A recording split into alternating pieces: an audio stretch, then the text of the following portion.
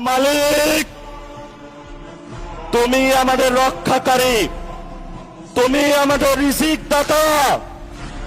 যারা এই বাংলাদেশে জনগণ 17 বছর অপেক্ষা করেছিল, আমাদের অধিকার ছিনিয়ে নিয়েছে, হত্যাকারীর মাধ্যমে ভাইদেরকে হত্যা করেছে।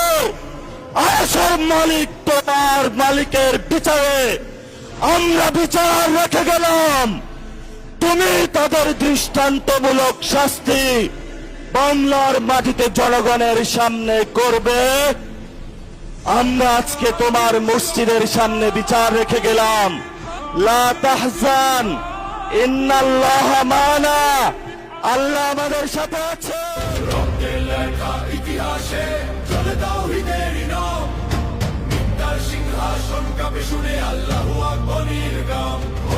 ভয় কিসের মুমিনের যখন রব আছেন সাথে, শহীদের রক্ত ফোটে আজ বিদ্রোহেরই প্রাতে।